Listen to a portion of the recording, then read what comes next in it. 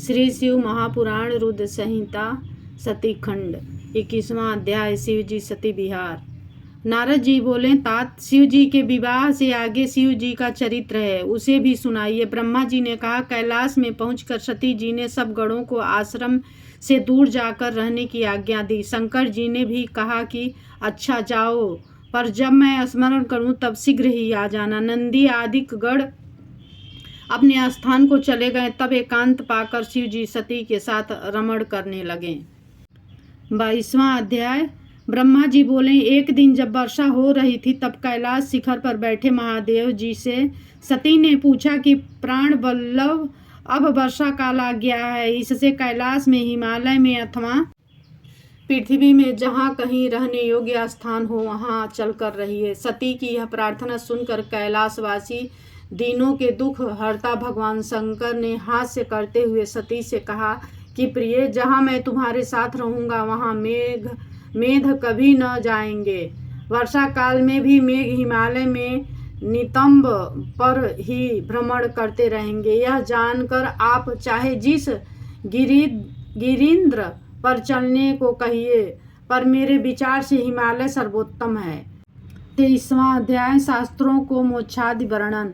ब्रह्मा जी बोले, विहोरोपरांत शिव सती बैठे वार्तालाप कर रहे थे कि शिव जी को प्रसन्न देख सती बड़ी नम्रता के साथ बोली, हे करुणा सागर महादेव जी, बड़ी भक्ति से आप मुझे मिले हैं। आपसे विहार कर मैं बड़ी संतुष्ट हूँ। अब मेरा मन तत्वों की खोज करता है। शिव जी सती से बोले कि महेश्वरी, कलयुग में तो भक्ति विशेष फलदायक होती है। संसार में मैंने कालांग को तीसरे नेत्र से जला दिया था। भक्त के लिए ही तो मैंने रावण का त्याग कर दिया और कुछ भी पक्षपात न किया। भक्ति के कारण ही तो मैंने व्यास को नंदीश्वर से दंड दिलवाकर काशी से बाहर करा दिया।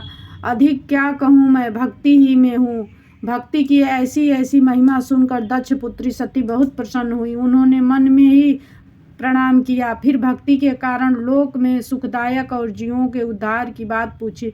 जन्म, शास्त्र और विशेषताएं उनका महात्म्य पूछा। सती के ऐसे प्रश्नों को सुनकर शिव जी बहुत प्रसन्न हुए और उन्होंने जीवों के उद्धारार्थ प्रेम पूर्वक कहना आरंभ किया। उन्होंने इतिहास, कथा, भक्तों का महात्म्य और वर्णाश्रम धर्म सहित राज धर्म, पुत्र और स्त्री धर्म आदि वेदों शास्त्रों को तत्वतः कहा। इस प्रकार हिमालय पर क्रीड़ा करते हुए सती और शिव ने और दूसरों स्थानों पर विहार किया।